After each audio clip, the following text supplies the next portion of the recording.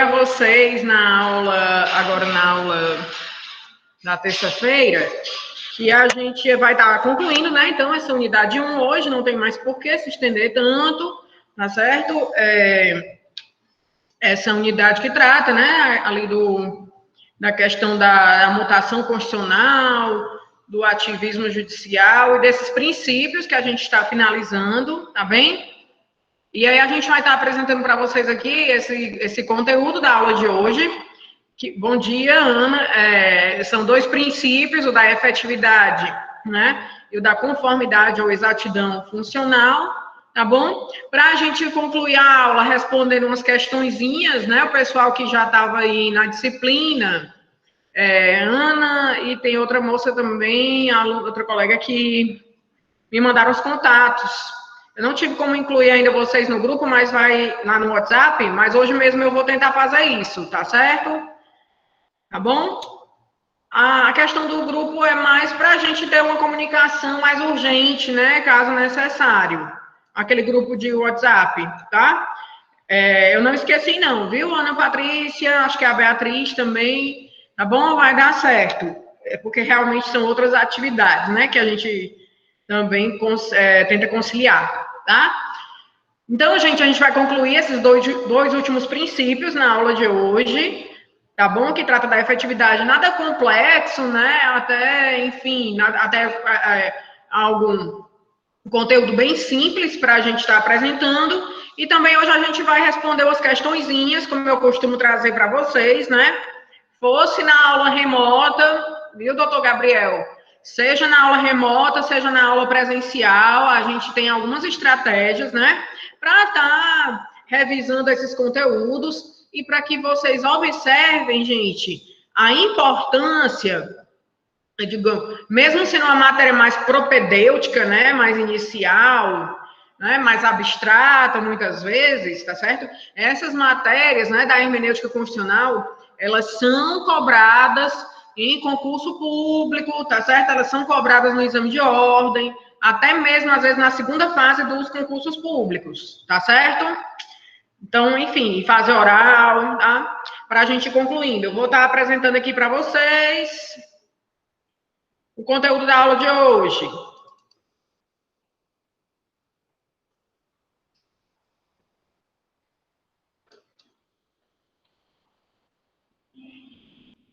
Tá aparecendo aí, gente?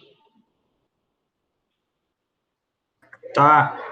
Bora falando. Gabriel. Ok, Gabriel. Obrigada. Pronto. Gente, só para lembrar vocês, esse conteúdo, esses slides já estão lá, né? Se vocês têm acessado o AVA, tá certo? Esse material já está lá. Eu criei uma pastinha. Depois, lá no grupo do WhatsApp, eu vou tentar tirar uma foto, né? Para quem ainda não localizou no AVA. Vocês conseguiram localizar no AVA? Para quem ainda não localizou, eu vou tirar uma foto lá do local, viu, Lorena? Que tem uma pasta que se chama material didático, tá bom? E aí vocês têm acesso. Inclusive, hoje, pessoal, eu deixei um material para vocês, né? Desse livro aqui, ó. Quem conhece? Manual de Direito Constitucional da professora Natália Masson. Última edição, tá certo, gente? Última edição aqui, 2020. Por quê? Porque é o seguinte, esse livro, apesar de ser um manual, né? A gente pode, na verdade, aprofundar esses conteúdos. Esse livro, para quem está estudando para os exames de ordem, né? Ou, enfim, revisando a matéria para algum concurso, também é bem interessante, é bem recomendado. Alguém estava falando? Oi, professora. Eu queria só saber se alguém tem esse link do grupo aí, como é que eu faço para entrar, que eu entrei na cadeira hoje. Rafael. Não, Rafael. Rafael Medeiros. Oi, doutor Rafael, bom dia, querido. Pronto, eu entrei na cadeira hoje. Eu vou mandar um torpedinho, tá certo? Tá. Eu vou mandar um torpedo, Rafael, lá na disciplina, Aí você responde no torpedo com o teu contato, eu te acrescento, tá bem? Pronto, tá ótimo. Combinado. É bom que eu já acrescente todo mundo, né, junto, tá certo? Beleza, professor. Obrigado. Combinado, doutor, combinado. Até mais. Vamos aqui à nossa aula, tá? Gente, então o princípio da máxima efetividade ou da eficiência, né? Olha lá, o que, que quer dizer isso aqui? Princípio da máxima efetividade ou da eficiência. Ora, é bem evidente, e aí a gente já vinha falando, né, nas aulas anteriores, tá certo? Sobre a questão dos direitos fundamentais, né? A gente fez aqui nas aulas anteriores um verdadeiro retrospecto daquelas gerações dos direitos fundamentais, primeira, segunda, terceira, quarta, quinta, né? Dimensão dos direitos fundamentais, gente. E quando a gente fala, vejam bem, o que no que é que se considera, né?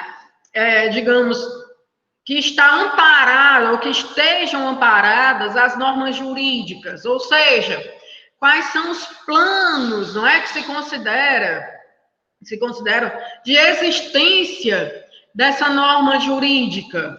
Quais são os planos, né? A gente tem a priori, né, 3 planos de existência ou efetivamente de consideração para as normas jurídicas, ou seja, é o plano de existência, né? Ela tem que estar existente, é o plano de validade, essa norma tem que ser validade, tem que estar válida, né? Tem que estar validada, né? E é o plano da eficácia, tá certo? Que é a validade social, ou seja, o quanto ela é legitimada, o quanto essa norma ela é reconhecida socialmente. Aí vem, né, meu povo, a doutrina do direito constitucional, a teoria dos direitos fundamentais, e vai trazer para a gente o plano da efetividade, que é esse princípiozinho aí que a gente está estudando, né? Que acaba colaborando, acaba contribuindo para ser mais um dos princípios da hermenêutica, da interpretação constitucional. Então, eu tenho, agora se fala, né, doutrinariamente, em 4 planos para a gente considerar fundamentadas as normas jurídicas, sejam normas jurídicas, né, num contexto de regras, como a gente vem falando, sejam normas jurídicas que têm mais um aspecto valorativo, como a questão dos direitos fundamentais, né? E é onde efetivamente reside ou vai incidir esse princípio da efetividade, né? Quer dizer, o princípio da efetividade, ele vai estar sendo aplicado basicamente para a gente ter a noção de que esses direitos fundamentais, eles não devem ficar só no plano, né, da Constituição, só no plano abstrato, né, só no papel, né, só na letra da lei, como a gente poderia dizer, mas que eles têm que ser devidamente aplicados, devidamente efetivados, como o princípio diz aí, né, o princípio da efetivação, tá certo? Aí a gente colocou aí, né, no slide, implica na realização do direito, na atuação, olha lá, prática da norma, buscando-se a prevalência dos valores e interesses tutelados pela ordem constitucional no mundo dos fatos. Quer dizer, o que eu tenho de direito, não é efetivamente o que eu tenho de vivência fática nas minhas relações sociais, sejam nas minhas relações enquanto consumidora, ou nas minhas relações enquanto cidadã, que tem o direito de acesso à justiça, né?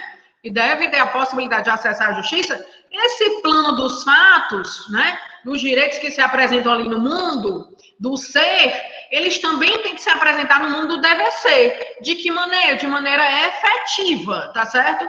Vamos aí trazer os exemplos, tá? Para a gente ir conseguindo compreender melhor essa situação, tá certo? Gente, eu digo assim, para vocês, como é que eu posso tornar, e aí a gente já vai começar a estar introduzindo, né, a matéria da nossa unidade 2, que a gente vai iniciar na próxima semana, bem importante, meu povo, não deixem de comparecer às nossas aulas aqui, síncronas, né, porque a gente já vai estar tratando, a partir da aula da terça-feira, da nossa ação constitucional de mandado de segurança, né? E aí, entre as outras ações, né? Mandado de segurança, habeas corpus, habeas data, o mandado de injunção, mandado de segurança no viés individual e coletivo, tá? O mandado de injunção no viés individual e coletivo, habeas data, habeas corpus, enfim, ação popular, ação civil pública, né? E aí a gente vai ter que ter em mente que esses instrumentos processuais, que são ações, né, que vão chegar ao judiciário por meio de uma petição inicial nossa que eu digo é de vocês, né, operadores do direito, daqui a pouco, futuros advogados, futuros defensores públicos, né, ou no papel de fiscal dessa legislação, dessa principiologia,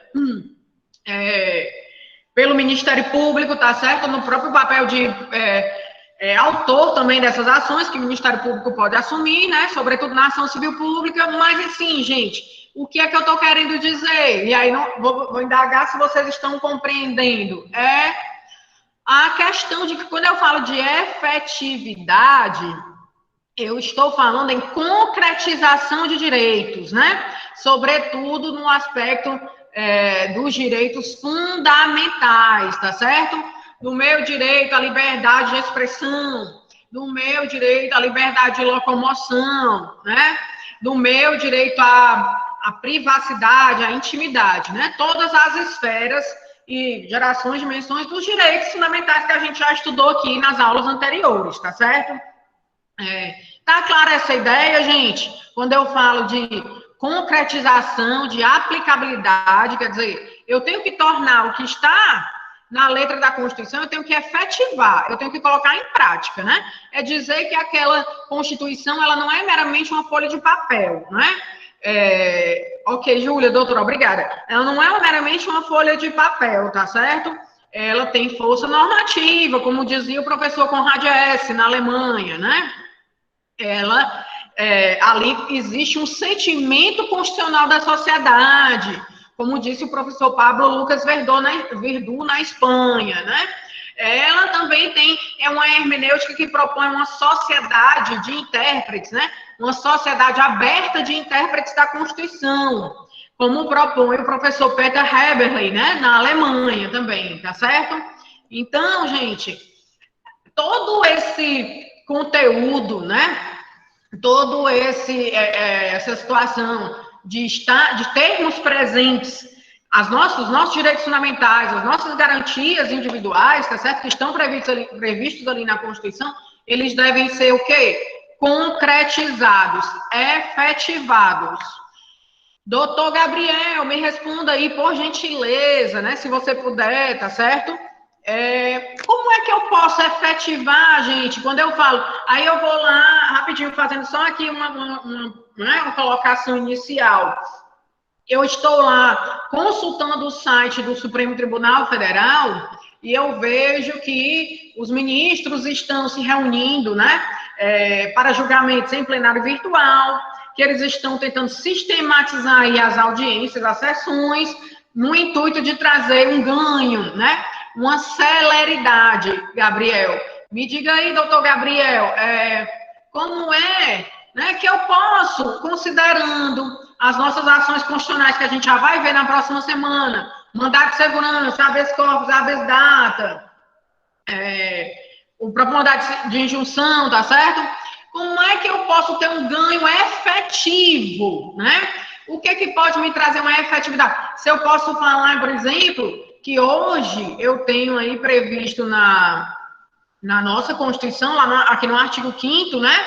78, aquele dispositivo que foi introduzido com a reforma do judiciário, o nosso artigo 5º, 78, que ele diz assim, né? Inciso 78, a todos, no âmbito judicial e administrativo, são assegurados a razoável duração do processo e os meios que garantam a celeridade de sua tramitação, né?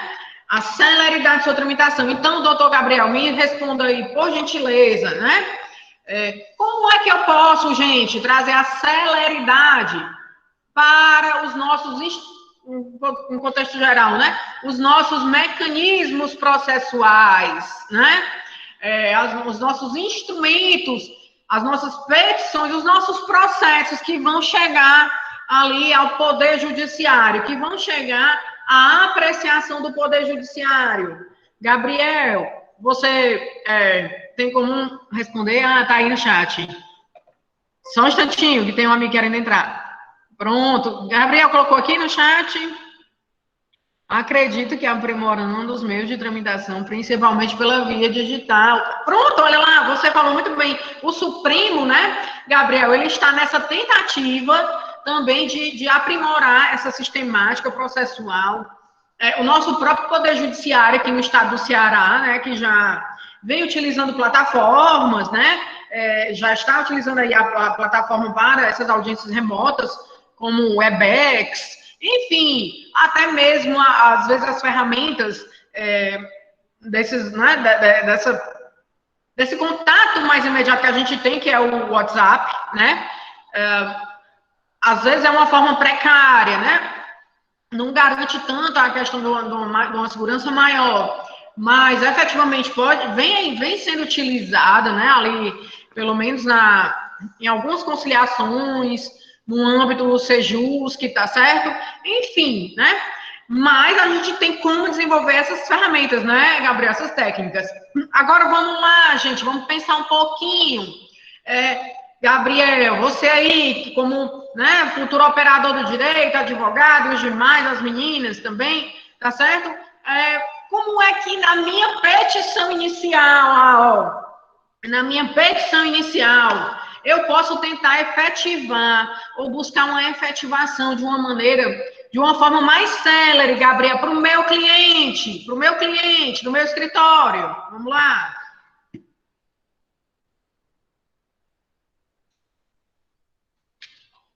O que é que existe no processo, gente, que pode facilitar? Muito bem, doutora Ana Patrícia, é a Patrícia, né? Tutelas de urgência, né? E aí, pessoal, necessariamente uma petição de mandado de segurança, né? Você vai falar da necessidade da concessão da medida liminar e mandado de segurança, né? Essas tutelas de urgência são tão relevantes, né? Hoje em dia, vocês estão vendo aí, muitas vezes os tribunais, né? E os ministros, os desembargadores, enfim, em geral, né, aí no âmbito dos nossos tribunais de superposição, atuando de uma maneira extremamente, com repercussão social extremamente considerável. Aí a gente viu ontem, né, estava acompanhando, assim, brevemente, essa questão, né, do afastamento lá do governador do estado do Rio de Janeiro, né, o Witzel, tá certo? Em que houve um afastamento, digamos, inicial por quem? Por uma decisão monocrática, né? Essa decisão, depois ela teve que ser referendada aí por uma maioria, não é, do STJ, dos ministros do STJ, né? Com um quórum ali de votação de pelo menos 15 ministros, pessoal, tá certo? Então, assim, vocês estão vendo a importância das medidas liminares nesse contexto. Ou seja, uma liminar, ela pode, né, ela pode acelerar aí os efeitos aí dessas decisões, né, sobretudo quando a gente fala em quê? No direito público, nas ações constitucionais. Eu ali tenho que preservar, pelo meu mandado de segurança, um direito líquido e certo do meu cliente, não amparado por habeas corpus ou habeas data que está sofrendo, né, um abuso, uma ilegalidade, um abuso de poder por parte da autoridade coatora, autoridade pública, entenderam? Como é que eu vou acelerar essa prestação jurisdicional, doutor Gabriel? E a Ana falou ali, né? As tutelas de urgência, certo? O nosso artigo 300 lá do CPC, tá certo? Mas que efetivamente, gente, estão necessariamente aí no âmbito, né, das nossas ações constitucionais, que são considerados procedimentos especiais, tanto é que a gente vai ter a legislação específica, a legislação própria, tá? Então, assim, essa consideração aí da legislação especial, a gente vai ter a previsão, né, dessa concessão da liminar no mandado de segurança, tá certo?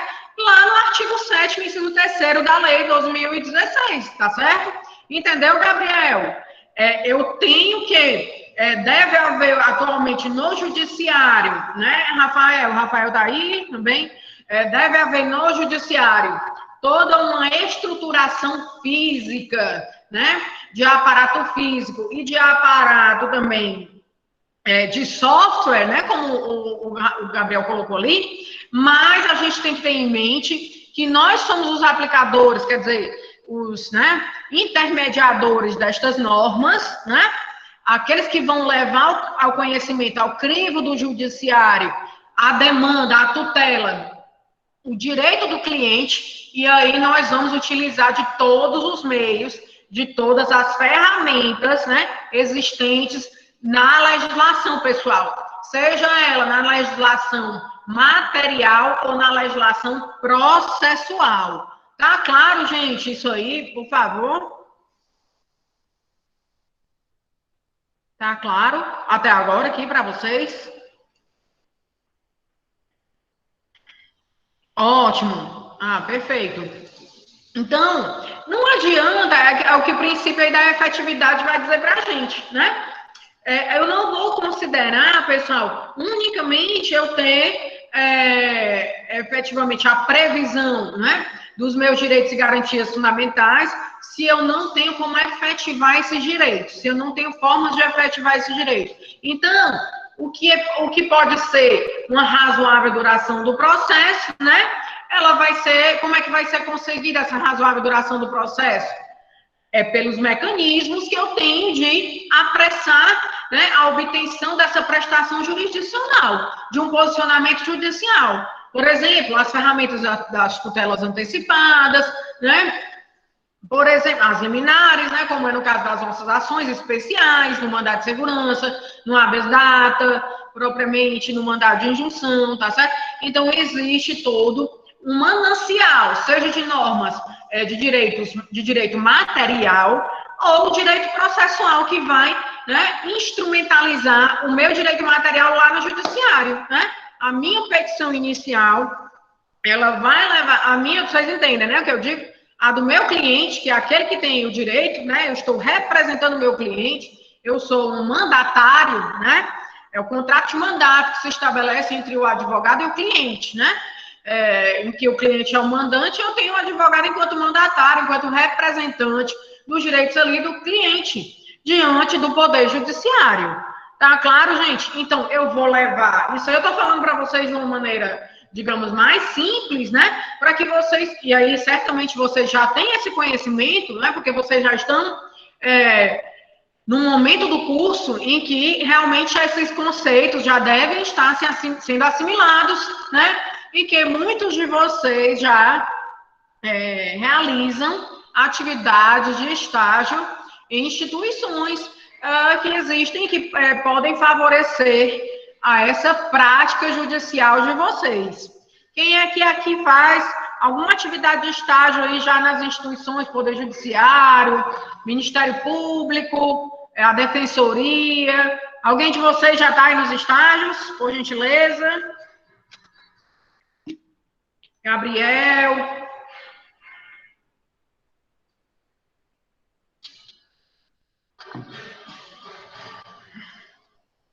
E aí, gente?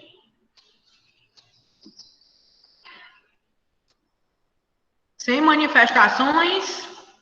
O doutor Rafael, na Procuradoria, muito bem, escritório. Rafael, era Procuradoria do Estado ou MP? Na PGE, muito bem, doutor Rafael. Olha aí, você já tem uma experiência, então você já sabe, né, que essa atuação aí no direito público também vai passar necessariamente aí, não é, pela defesa enfim, né, dos entes públicos no âmbito desses procedimentos das nossas ações especiais, né? No caso, o MS, enfim, né, que, sobretudo, vai estar tramitando aí nessas nossas varas da Fazenda Pública, né? Ou mesmo nos juizados da Fazenda Pública, tá certo, gente? Então, muito bem, doutor Rafael. Então, o princípio da efetividade, ele fala disso, ó. Significa a aproximação entre o dever ser normativo e o ser da realidade social. Quer dizer, eu tenho um dever ser, eu tenho a norma, né? Eu tenho a norma em abstrato, eu tenho a Constituição como um documento maior, né? Como uma lei maior, que necessariamente o que está escrito aqui na Constituição, que está previsto, ele deve ser colocado em prática, né? É aquela ideia de sentimento constitucional, de força normativa. E nas normas processuais, nas nossas ações constitucionais, gente, eu tenho a ideia de que para que elas possam ser efetivas, né? Gabriel, você compreendeu aí a situação? Para que eu possa ter efetividade para garantir o direito do meu cliente, gente, eu tenho meios, eu tenho mecanismos, tá certo? De tentar acelerar essa tutela, né? Obter de uma forma mais rápida, que seriam aí as medidas, né? Ou as tutelas de urgência, tá certo? Ou as liminares, né? Em se tratando especificamente das nossas ações de procedimento especial, tá certo? Que há para os quais há a previsão na lei, a gente vai estar estudando, tá certo? Adiante. É um compromisso do intérprete constitucional com a efetividade da Constituição, o que vem a prestigiar, né, a interpretação que permite a atuação da vontade constitucional, ou seja, mesma coisa que eu falei aqui, eu não vou estar deixando a Constituição como letra morta, né?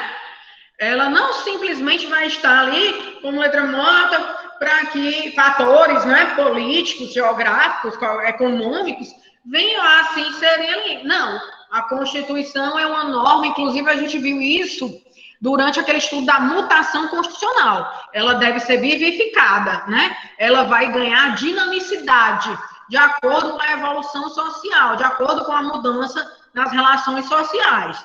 Tá claro, gente? Outro exemplo, né, Gabriel, Ana Patrícia, Lorena, tem um pessoal aqui, a Beatriz, doutor Rafael, chamando aqui vocês pelo nome, né? A Luana, Marcília, o Gleide, Ciana, Anne, Júlia, enfim, Cílio, isso que eu estou vendo aqui na telinha. Gente, eu tenho a súmula vinculante, né? Olha os mecanismos que eu tenho para trazer, né, uma celeridade, um ganho de tempo maior. Eu tenho as teses, já falamos aqui nas aulas anteriores, as teses de repercussão geral que o Supremo edita a todo instante, né? E que se não houver efetivamente, no caso concreto do meu cliente, uma demanda que tenha repercussão geral, né, não vai adiantar muito, eu posso até estar postulando e argumentando diante do Supremo, né? Mas efetivamente ele vai ter que estar fazendo o juízozinho de delibação, o juízo de admissibilidade daquela matéria, dizendo se existe ou não repercussão geral para aquele caso. É mais uma forma que o Supremo, na verdade, o legislador, né, no seu poder de reforma derivada, achou para efetivamente tentar minimizar, diminuir o número de processos em sede de recurso, né, de controle difuso, a chegarem lá no âmbito do STF. Ok, pessoal? Até aqui? Então, existem mecanismos, não é? Como o Gabriel colocou, a informatização do judiciário, né?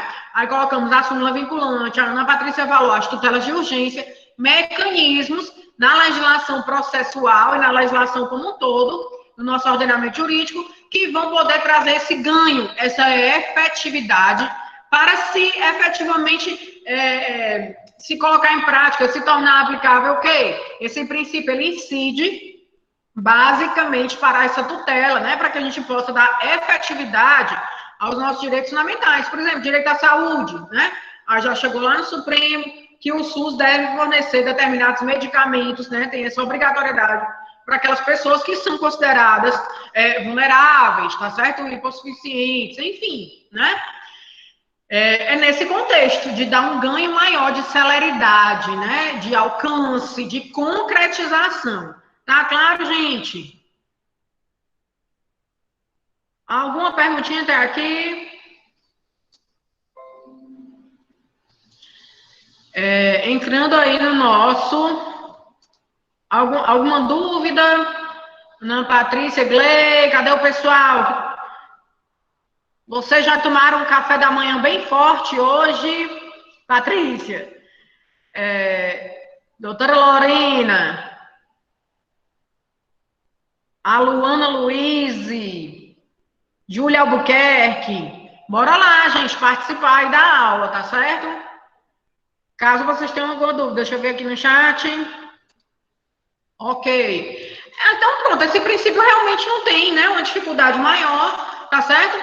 É claro, né, que a gente visualiza o que é perfeito, Julia, obrigada pela devolutiva, tá bom? A gente tem realmente, um enfoque, né, de saber que os nossos direitos fundamentais não tem que ficar realmente só no bojo da Constituição e tem que ser a todo instante.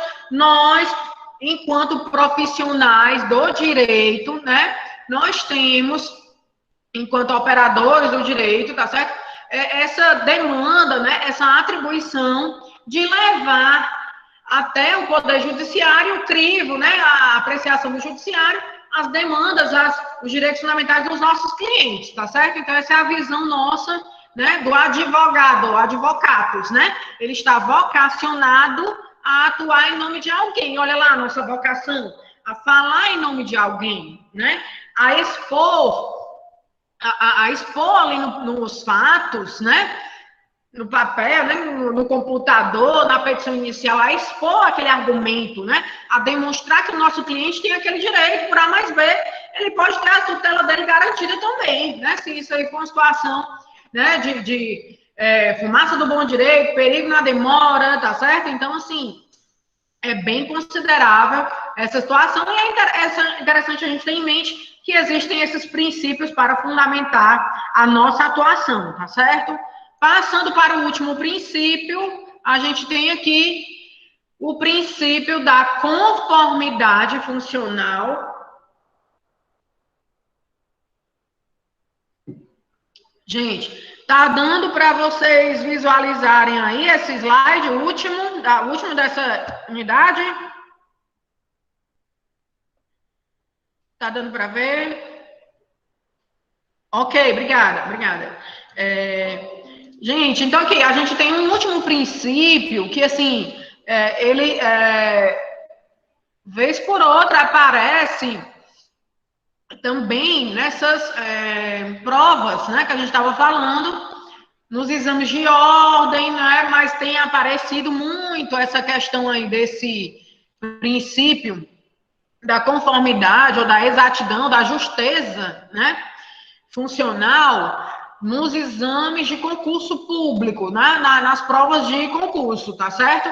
Então, tem sido cobrado aí o conhecimento desse princípio que diz assim, é tarefa constitucional estruturar o Estado. Veja, pessoal, a Constituição, ela vem a gente já falou disso aqui, né? O nosso documento maior, a nossa lei maior, tá certo? Existem dois termos que são essenciais para a nossa disciplina, a gente já falou nas aulas anteriores aqui, gente, que são a ideia de supremacia e rigidez constitucionais. Quando eu falo em letra maior, né? Em lei maior,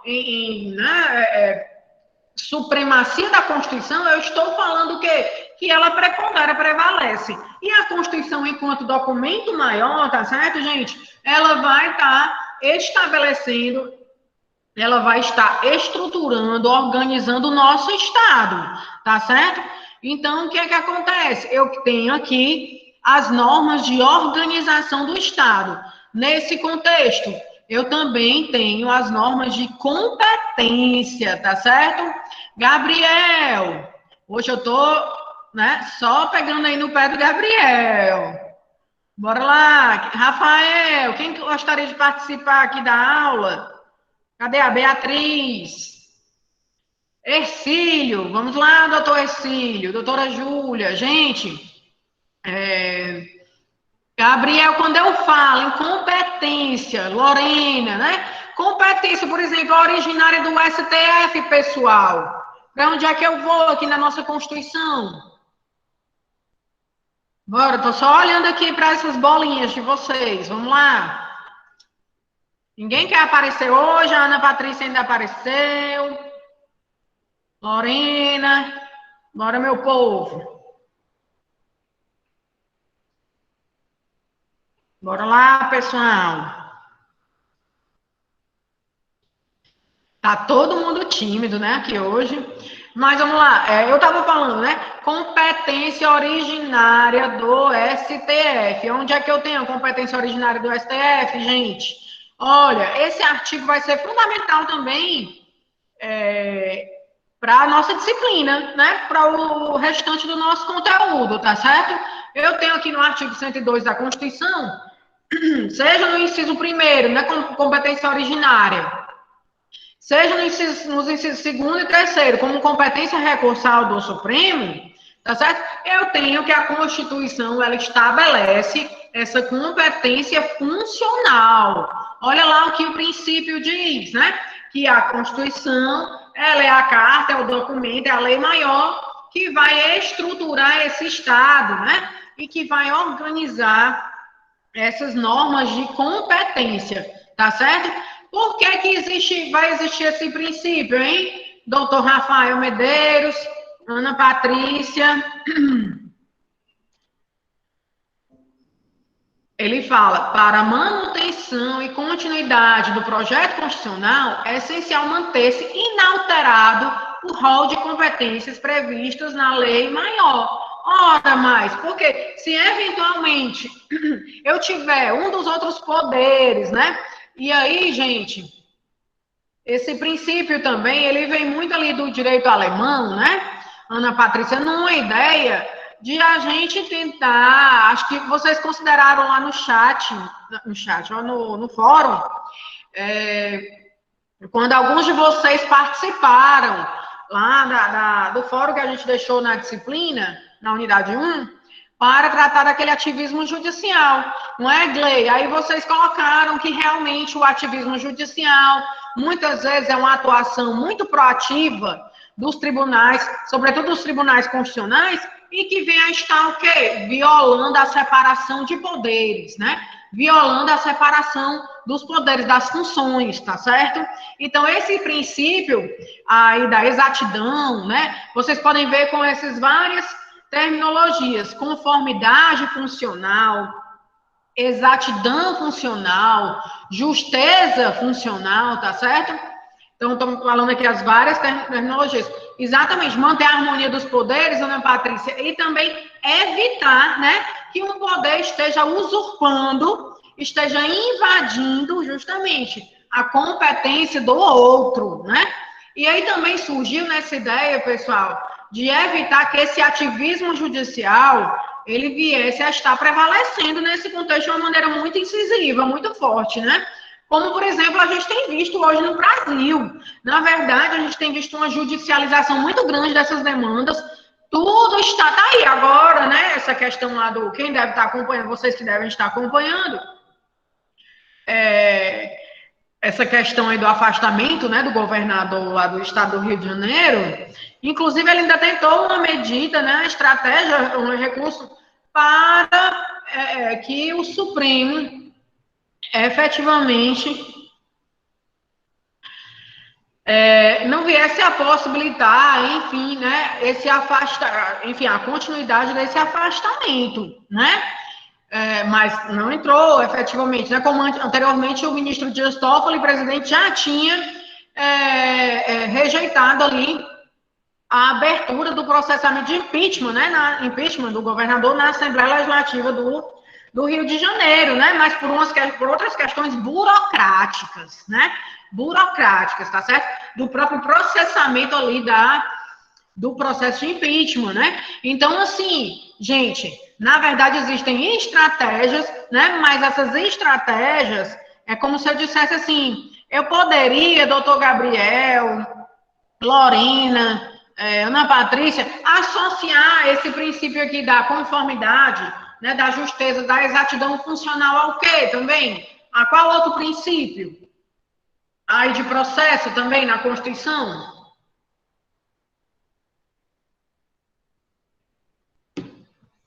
Por exemplo, estaria abrangido por esse princípio, gente. Vamos lá. Vocês já viram isso na TGP? Bora. Gabriel, Ercílio.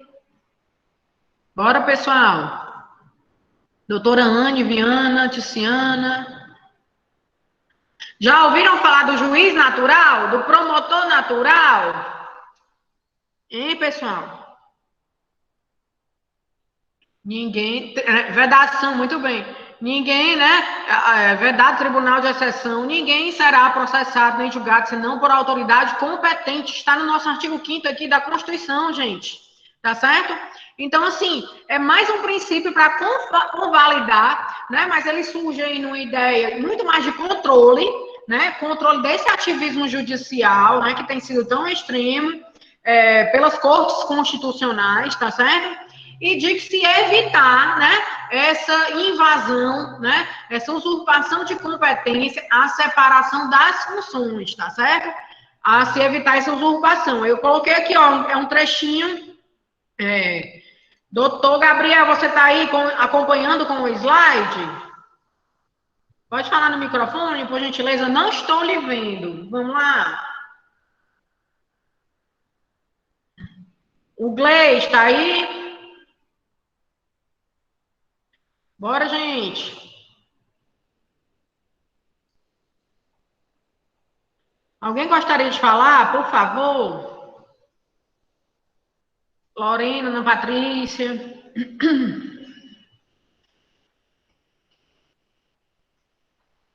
Oi, pessoal. Bora, Gabriel, pois leia aí, por gentileza, no slide. Esse trecho. Oi, professora.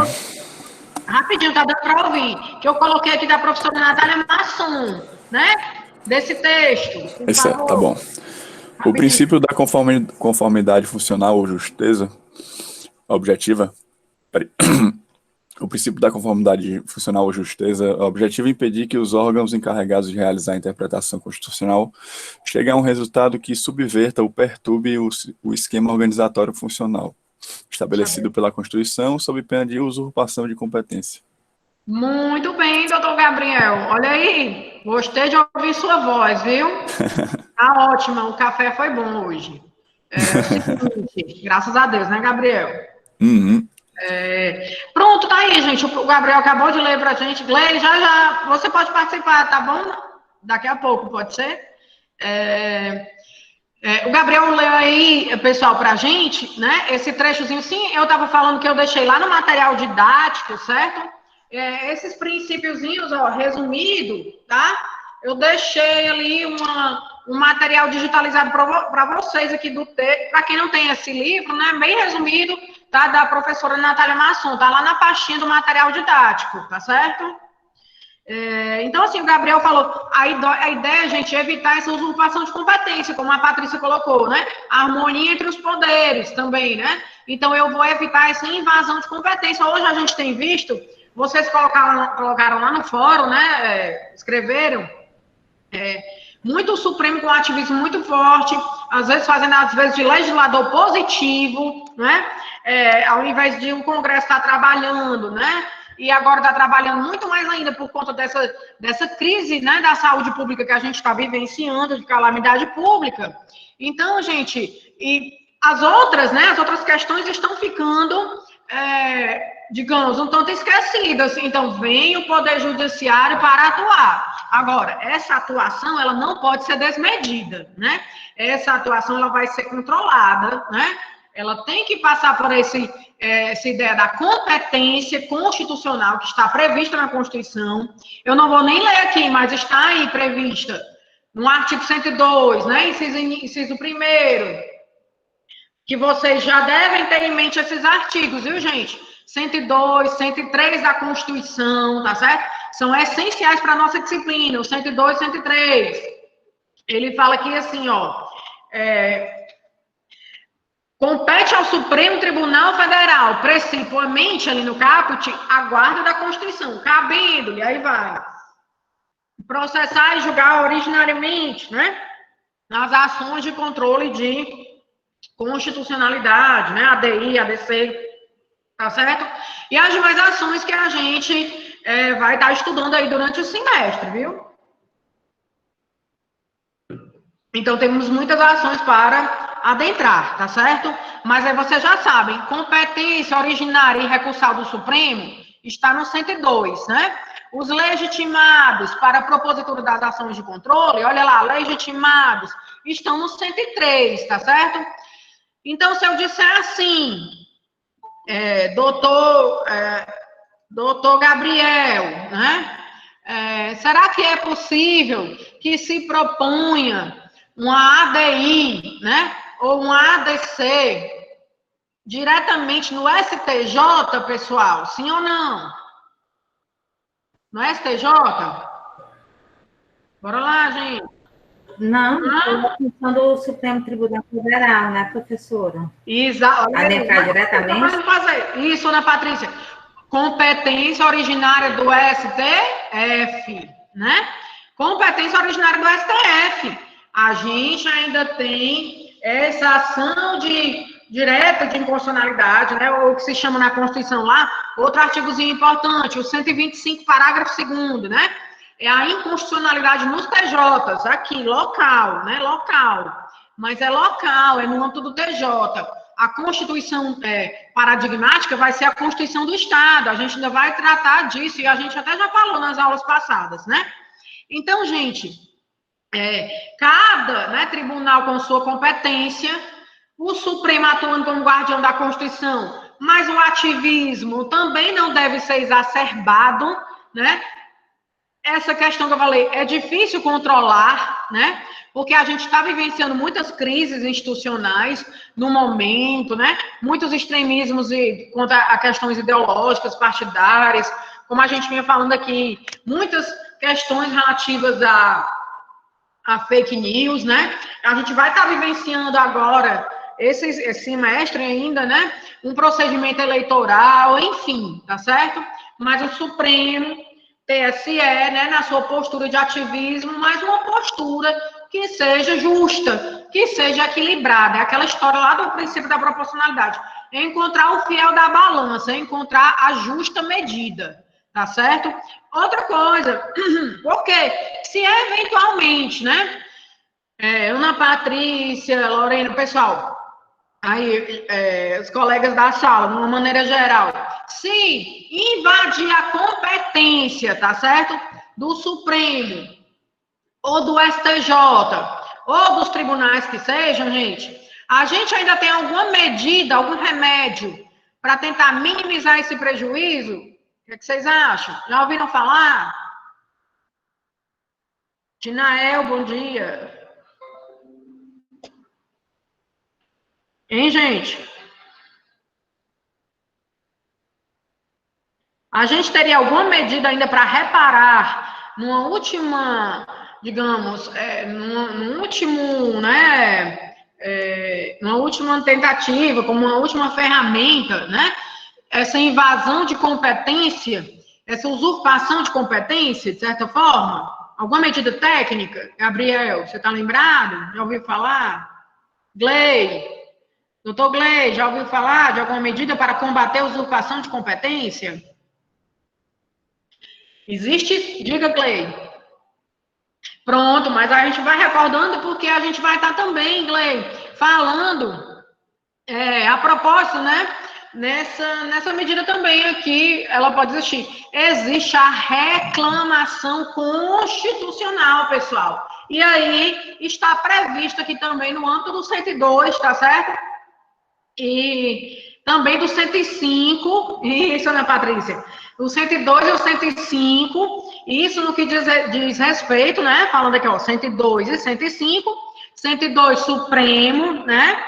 105 STJ, tá certo? Existe a reclamação constitucional nos tribunais de superposição, para evitar, ou para que um órgão do Poder Judiciário cumpra a decisão do Supremo, com efeitos vinculantes, por exemplo, tá certo? Ou para evitar que estes órgãos, né, os demais órgãos do Poder Judiciário estejam, ou demais órgãos, né, estejam usurpando a competência desses entes, tá certo? E nós temos aqui no 102, tá? No 102, inciso 1º, diga, Ana. Professora. Diga. É só uma dúvida ainda com relação à reclamação constitucional. Poderia se dar como exemplo alguma lei que foi declarada inconstitucional pelo Supremo e digamos que ela ainda continue sendo aplicada por um órgão de uma administração direta? Com pode certeza. Ser isso também? Agora, isso, exatamente, pode ser também, mas isso tem que ser suscitado, né? E outra coisa, é boa a tua consideração aí, por quê? Porque, olha lá, aí a gente vai para a lei que regulamenta a súmula vinculante também.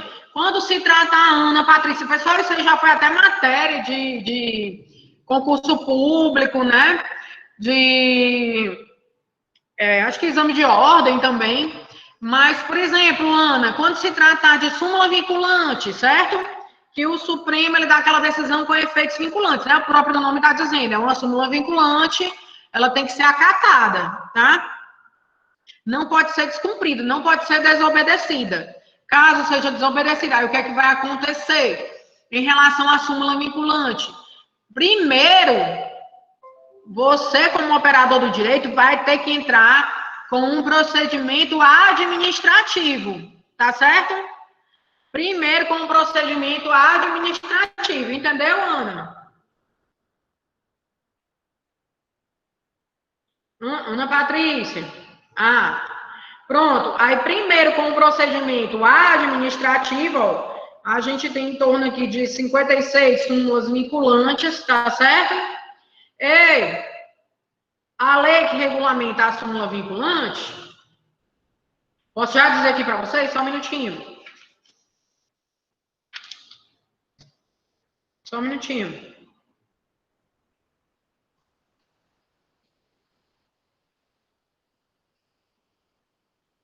Enfim, mas salvo engano é o artigo 10 da lei, certo?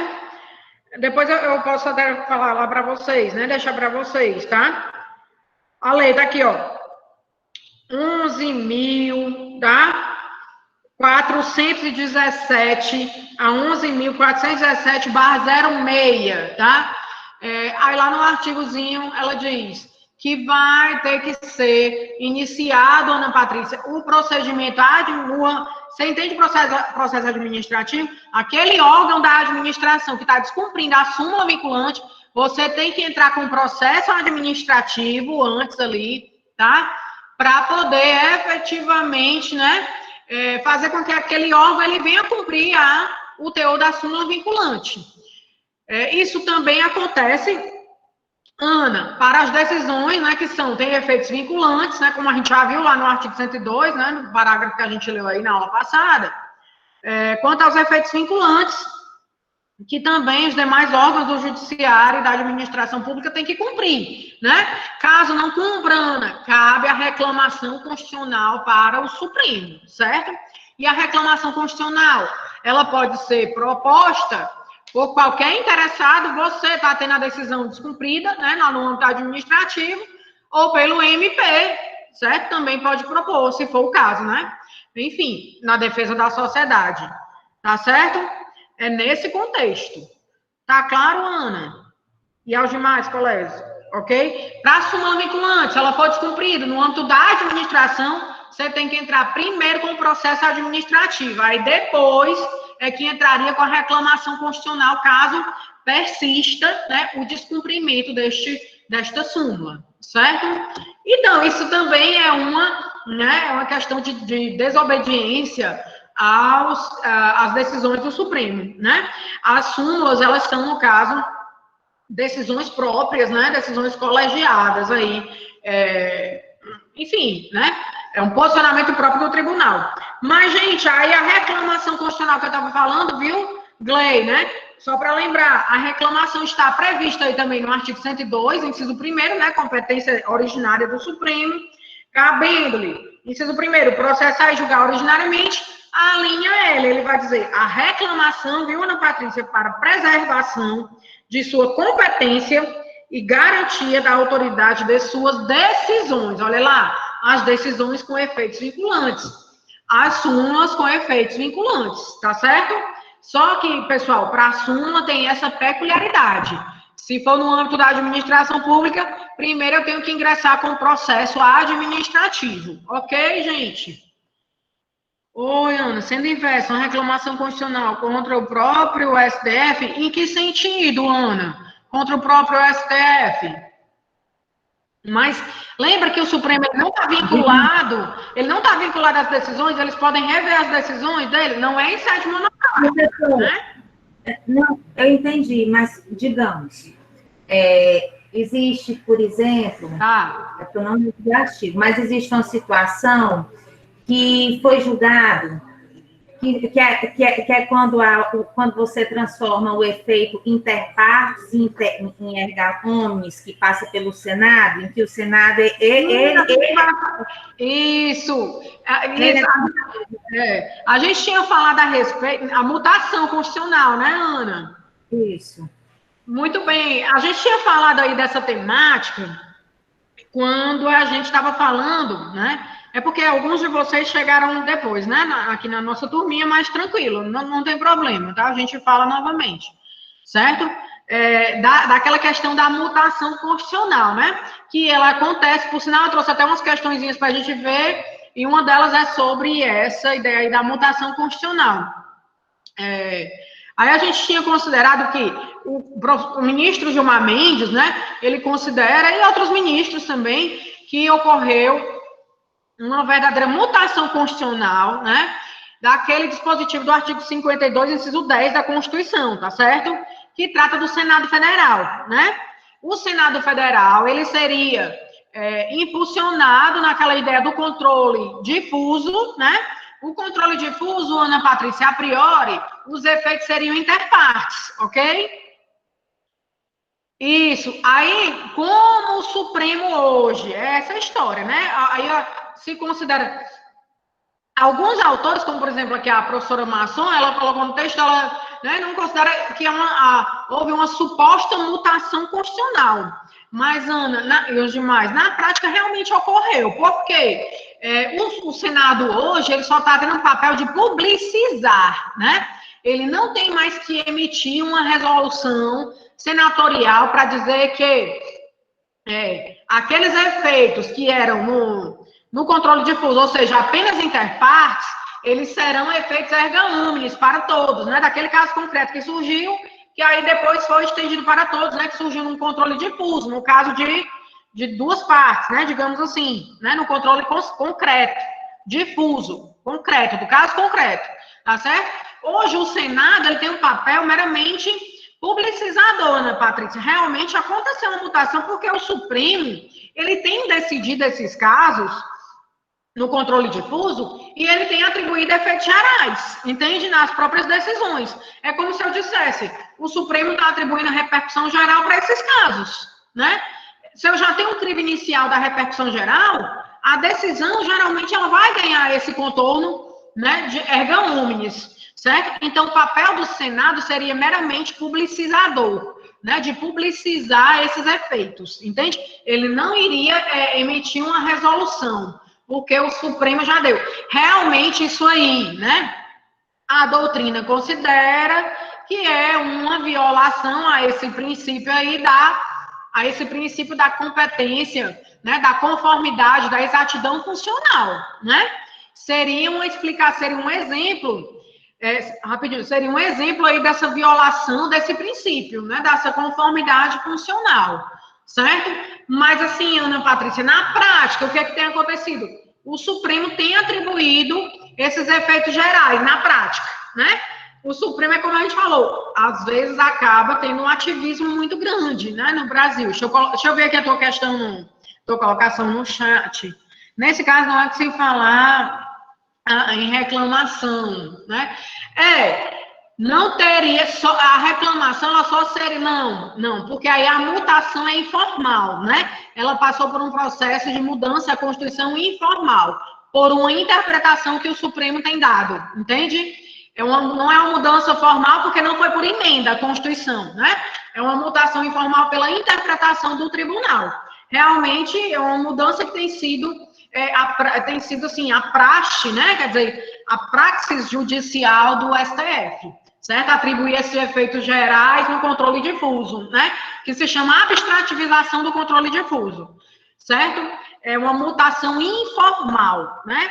Ele não altera o texto da Constituição, mas se altera ali a aplicabilidade, né? A forma de entendimento, entendeu?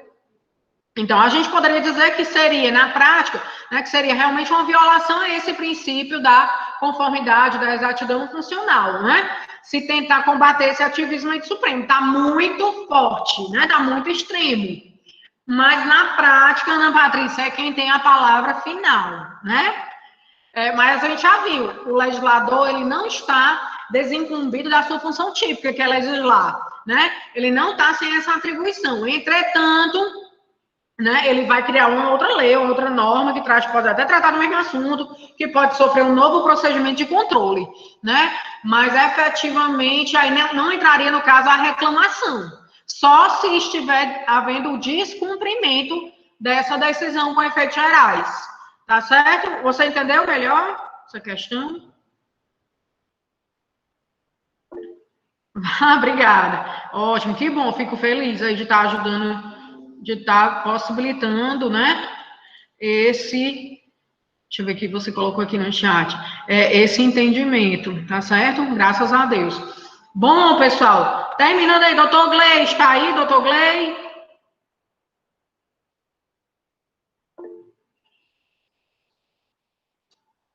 Oi, Gley, você pode falar no microfone, por gentileza? Pronto, pode ler esse último parágrafo que tem no slide, por favor? O princípio da conformidade funcional, ou da exatidão funcional, ou da justeza é um dos princípios instrumentais de interpretação da Constituição. Ao princípio, impede que os órgãos encarregados da interpretação constitucional cheguem a uma interpretação que altere a divisão de funções ou invada a competência determinada pela Constituição a outros órgãos estatais.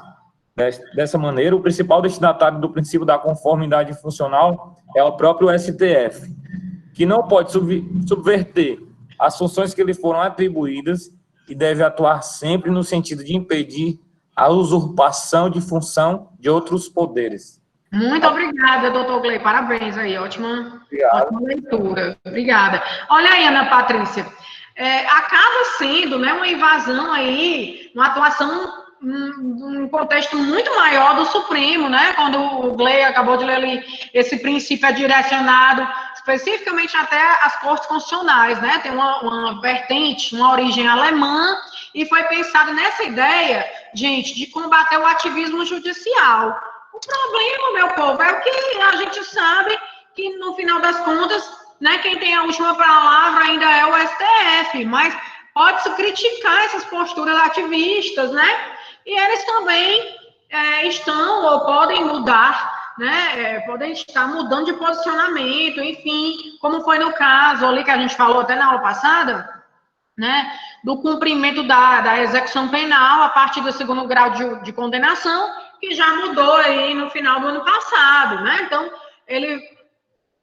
eu acho que o Supremo ainda está engatinhando junto com a nossa democracia, viu, Ana Patrícia? Ainda estamos engatinhando nessa busca, né, pessoal? O Gley tinha colocado também lá no fórum, acho que o Gabriel, nessa busca de encontrarmos a nossa estabilidade, né? E o problema é que essa nossa estabilidade, ela passa, gente, ela passa por muitas questões, né, pessoal? Sobretudo por questões econômicas. Vocês devem ter visto aí a queda, né, no PIB, Produto Interno Bruto, que é um tombo realmente brusco aí em decorrência desse problema todo que o mundo está vivendo, né? Não é um problema só do Brasil, mas enfim. E é um problema que a ciência, né, a ciência médica, né, efetivamente, a ciência biomédica, farmacêutica, tem que se debruçar para a gente tentar encontrar uma solução e combater este vírus, tá certo? Para a gente minimizar os efeitos prejudiciais, né, dessa pandemia que estão sendo tão violentos, né? A Ana colocou aqui, Ana Patrícia, é verdade, com certeza, e o medo é, ao invés de estar consolidando, exatamente, Ana Patrícia, e a gente vê a nossa população, né, e aí ativistas, né, de determinadas ideologias que são muito extremas, tá certo? As pessoas com um viés aí, uma atuação muito, digamos, né, extremista, e que não tem noção de estarem, né? Então, por isso, é sempre aquela ideia, né, de estar buscando, e as instituições, o Supremo ainda tem garantido, né, e deve garantir, né, a permanência das nossas instituições, ele está aí para isso, para ser a salvaguarda da nossa Constituição, guardião da Constituição, para a gente minimizar esses efeitos dessas crises. Por isso, as cortes constitucionais, esse papel das cortes constitucionais de ser, né, de fazer esse contrapeso, tá certo? O fiel da balança, né, num termo mais leigo, mais coloquial, e a gente tentar, né, conseguir caminhar, Ana Patrícia, na construção da nossa democracia, né, na construção mesmo, e na conscientização das pessoas, tá certo? Gente, ficou claro? Diga, Ana. Diga. Só para complementar, assim, Claro. E essa preocupação, ela parte, né, inclusive, eu estava vendo essa semana um relatório da Anistia Internacional sobre exatamente esse retrocesso dos direitos humanos na América Latina, né, e aí a gente vem percebendo que isso é uma construção que está acontecendo, e aí a gente fala da América Latina por estar onde a gente está inserido, né? Isso. Como existe hoje em dia uma construção desse retrocesso, né, da democracia, às vezes abertas, né, da América Latina. Exatamente, Ana Patrícia, perfeito, né? Tem até obras como As Democracias Morrem, né? Enfim, já tem muitos autores se debruçando aí sobre essa questão, e aí é muito interessante a tua colocação, obrigada pela participação, tá certo? Eu acho que é isso que enriquece a nossa vivência, né, gente? Na nossa ciência jurídica, porque a gente tem que estar debatendo também, a gente vai debater os problemas, né, da sociedade, enfim, é o nosso cliente que está vivenciando também. E essa questão, viu, Ana Patrícia, da democracia, tanto na América Latina, né, como nos demais, em alguns outros países do mundo, não só esses dados aí do relatório que você falou, mas os dados também da ONU, Ana Patrícia, que é uma situação, quando você falou, e aí a gente lembra, né, e das instituições que existem ali no âmbito da ONU, por exemplo, a FAO, né, que vai tratar de combater a fome no mundo, né? A gente vai estar alcançando, segundo esses últimos dados, das últimas pesquisas, né, um nível de fome no mundo que é, assim, exponencial, né, nesse contexto, tá certo? Então, assim, estava até buscando, né, a literatura a respeito disso daí, mas, assim, é incrível a falta do desenvolvimento, né, do crescimento econômico, o que leva as pessoas a estarem, e aos países, né, num contexto mais amplo, mais mundial mesmo, a estarem sofrendo. E a fome realmente vai ter segundo, né, esses dados, uma ampliação maior, né? Isso aí, a meu ver, né, um flagelo, tá certo? A gente que mora aqui no Nordeste do Brasil, a gente vivencia muito o flagelo da seca, né, ali no Nordeste, da falta das chuvas e tal, e a gente já vê a necessidade desse pessoal. Imagine no mundo afora que a gente vê as pessoas passando fome, né, Ana Patrícia? Então, assim, eu agradeço a tua colocação e concordo também, né, a uma tendência a esse retrocesso com essas democracias aí, digamos, esses governos populistas e extremistas, né, ao mesmo tempo, e que acabam sendo ditaduras, né, se perpetuam ali no poder, tá certo? Mais ou menos nesse sentido.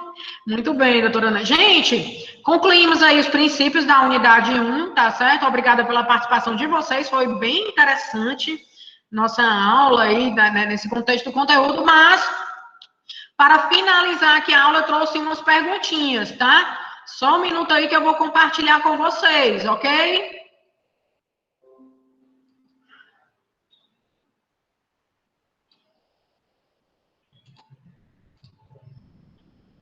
Só um minutinho.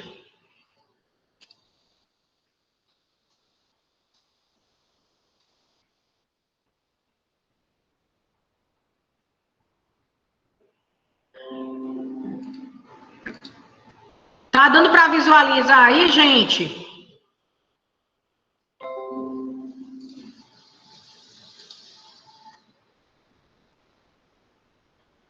Hein, pessoal? Tá sim, professora. Pronto, quem falou aí? Foi quem? A Lorena, foi? Luana? Oi. Oi, quem é que pode ler o enunciado da questão, pessoal? Por favor. Já tô sem água aqui hoje, acabou. Acabou minha aguinha. Alguém poderia ler o enunciado? Questões, ó, eu trouxe umas questõezinhas, né? Para a gente ver a questão desses princípios de interpretação, tá certo? Ana Patrícia, Lorena. Cadê as meninas que só vi aqui o Gabriel, o Glei? Bora, pessoal. Pode, Gabriel, por favor. É o Gabriel, não é o Glei, né? É o Glei. Vai, Glei, por gentileza, para a gente ir terminando a aula. Bora.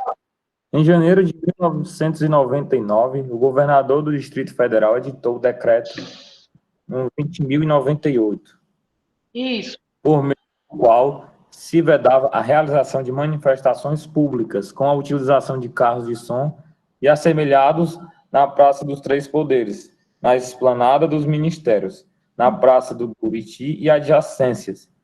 O decreto distrital foi objeto de ação direta de inconstitucionalidade, ao final julgada procedente, extraindo-se do voto do relator, ministro Ricardo Lewandowski, o seguinte é certo. Isso. O direito de reunião estabelecida pelo decreto distrital 20.098 de 99, a toda evidência, mostra-se inadequada, desnecessária e desproporcional, quando confrontada com a vontade da Constituição, que é, no presente caso, permitir que todos os cidadãos possam reunir-se pacificamente para fins lícitos, expressando as suas opiniões livremente. Isso. Essa é a constitucionalidade, acho que é isso. É a ADI, é 1969, né? O STF adentrou a análise do mérito da constitucionalidade do decreto distrital, fazendo prevalecer a norma constitucional, segundo a qual todos podem reunir-se pacificamente, sem armas, em locais abertos ao público, independente de autorização, desde que não frustrem outra reunião anteriormente convocada para o mesmo local, sendo apenas exigido prévio aviso à autoridade competente. Em seu voto, o ministro relator efetua a análise à luz do princípio da proporcionalidade, utilizando em sede de jurisdição constitucional para aferir a procedência de medidas restritivas de direitos fundamentais, assim como em situações de ocorrência de colisão de direitos fundamentais. Olha lá, rapidinho, é o Glei, né, que tá lendo? Aqui ele fala, lá no voto, né, ele fala, mostra-se inadequada, desnecessária e desproporcional, que são aqueles subprincípios da proporcionalidade. Lembram? A adequação, necessidade, né, e proporcionalidade em sentido estrito. Terceiro, Glei. A referência da Constituição evidencia que a aplicação da norma constitucional não se restringiu à sua literalidade, tendo-se procedido a uma interpretação teleológica, relacionando-se o direito de reunião à liberdade de expressão do pensamento. De reunião à liberdade de expressão do pensamento, que ele fala aí, né? Na questão da reunião, né? Permitir que todos possam reunir-se pacificamente para expressando suas opiniões livremente. E o direito de reunião, também que o decreto, né, vedava a realização de manifestações públicas, né, decreto distrital, né? Está correto o que se afirma em, pessoal? Letra correta, para vocês.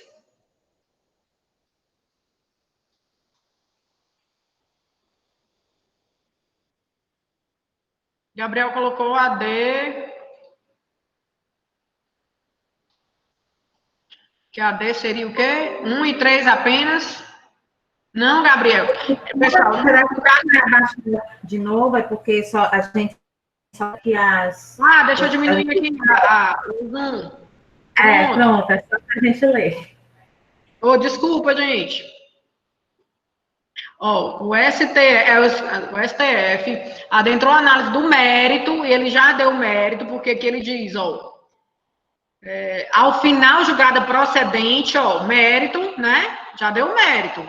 Fazendo prevalecer a norma constitucional, segundo a qual todos podem reunir-se pacificamente, lá, sem armas, independentemente de autorização, né? Desde que não frustrem outra reunião anteriormente convocada, sendo apenas exigido prévio aviso à autoridade competente. Em seu voto, o ministro efetuou a análise do princípio da proporcionalidade. A gente botou aqui, inadequada, desnecessária e desproporcional, né? Subprincípios, Gabriel, utilizada em sede de jurisdição para aferir a procedência de medidas, para verificar a procedência das medidas restritivas, né, que eram restritivas aos direitos fundamentais, assim como em situações de ocorrência de colisão de direitos. Dá para ver aí, pessoal? A referência à vontade da Constituição evidencia que a aplicação da norma constitucional não se restringiu à sua literalidade, ele estava vendo aí em concordância prática, né? Tendo-se procedido à interpretação sistemática e teleológica, né, no caso, relacionando-se, teleológica é finalística, né, do fim da norma, relacionando-se ao direito de reunião, liberdade de expressão do pensamento. Qual é a resposta certa, meu povo? Isso, doutora Marcília. Muito bem. Os 3 itens estão corretos. E o Gabriel, você entendeu? Número 2, o item 2. Chegou a entender? Entendeu? Porque ele fala da proporcionalidade. Ele está usando a proporcionalidade para aferir se a norma é constitucional ou inconstitucional, né? Para verificar a colisão de valores ali. Certo? Mas vejam, trata dos princípios. Então, muitas vezes pode deixar dúvidas, né, meu povo? Gabriel, pode ler aí a segunda, por favor? Posso sim, professora. Obrigada, doutor. Já está cansado, não, Gabriel? Não, que é isso. Pronto. No tocante à interpretação constitucional, Luiz Roberto Barroso afirma haver um princípio que se destina à preservação da validade de determinadas normas, suspeita de inconstitucionalidade, assim como a atribuição de sentido às normas infraconstitucionais da forma que melhor realizem os mandamentos constitucionais. Isso. Tal princípio abriga simultaneamente uma técnica de interpretação e um mecanismo de controle de constitucionalidade. Essa é a alternativa que apresenta o princípio referido por Barroso. E aí, pessoal? Todos os princípios que a gente viu agora, nessa unidade 1. Efetividade, interpretação conforme a Constituição, presunção de constitucionalidade das leis e atos do poder público, supremacia e unidade da Constituição. Qual é o item certo? Meu povo, vamos lá. Gabriel já leu aí pra gente. Vamos lá, pessoal. Alguém respondeu aqui no chat? Ana, a efetividade é aquela história de concretizar, né? Que a gente viu aqui agora na aula de hoje. Quando ele é o princípio que abriga simultaneamente uma técnica de interpretação, um mecanismo de controle, lembra que a gente até viu na lei 9868/99? Ele se refere aqui ao item B, pessoal. Princípio da interpretação conforme a Constituição. Ele usa o princípio, né, como uma técnica também na hora da decisão, né, a técnica de decisão judicial, e o mecanismo de controle está na própria lei, na 9868/99, artigo 28, parágrafo único, tá certo? Está na lei que rege esse controle. Então, o item correto aí, B de bola. B de bola, viu, gente? Tá claro, doutora? B de bola. Ana. Ana Patrícia. Pronto, não vi esse. Justamente. Mas aí tu dá uma olhadinha, tá certo? Que eu tô deixando uns textinhos para vocês, né? E aí tem aquele livro que está disponível na biblioteca digital, tá certo?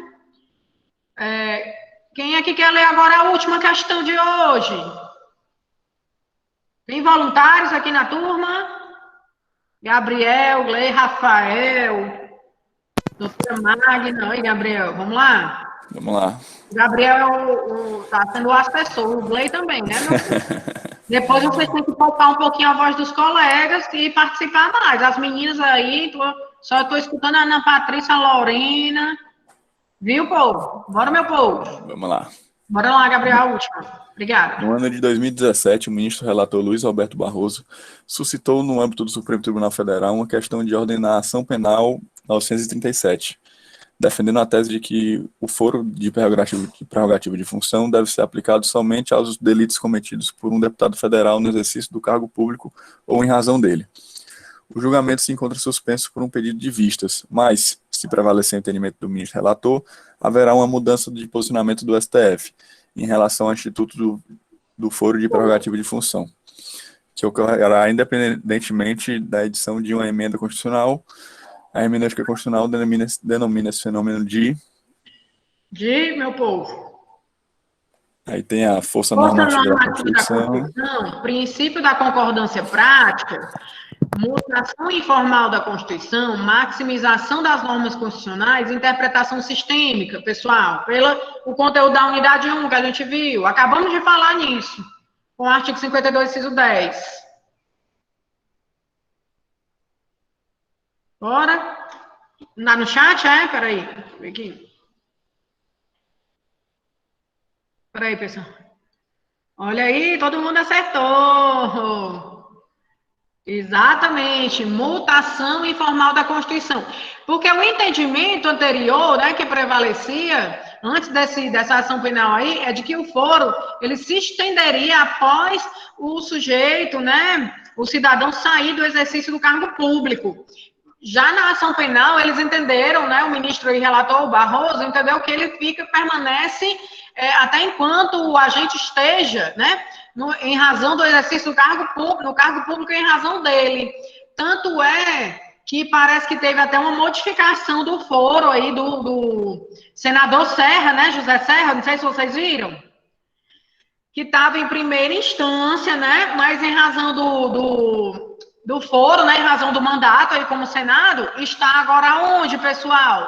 No Supremo Tribunal Federal. Entendem? Ou seja, em razão do exercício, né, do cargo, da função pública, tá? Ana Patrícia, ó, a hipótese aí é mutação informal, não foi modificada a letra da Constituição, tá certo? Mas muda-se o quê? O entendimento, o alcance dos dispositivos constitucionais. Tá certo, gente? Tudo claro até aqui, Gabriel? Obrigada aí pela participação, Gabriel e Glei Frota. Tranquilo? Obrigada. A Ana Patrícia, conseguiu entender aí, doutora? Show. Gente, pois essa foi a nossa, né? Esse foi o nosso encontro de hoje, a nossa aula de hoje de conteúdo. Lembrando que na terça-feira a gente vai iniciar a unidade 2, tá certo? Vou parar aqui a apresentação, tá? A gente vai tratar da unidade 2, que são as ações constitucionais, bem importante, né? Ou seja, o IMS, habeas corpus, habeas data, tá certo? Eu vou fazer a chamada aqui, viu? Vocês respondem no microfone, por favor, que eu vou entrar lá no nível online. Pode ser, gente? Para facilitar aqui, para a tia. Viu, Gabriel?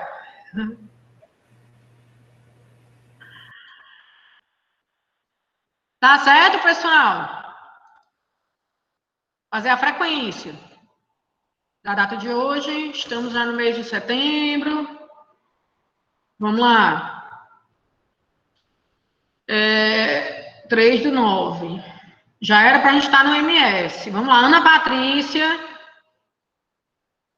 Tá aí, né? A Anne Caroline. Tá certo, doutora Anne Caroline. Presente. A Beatriz Coelho.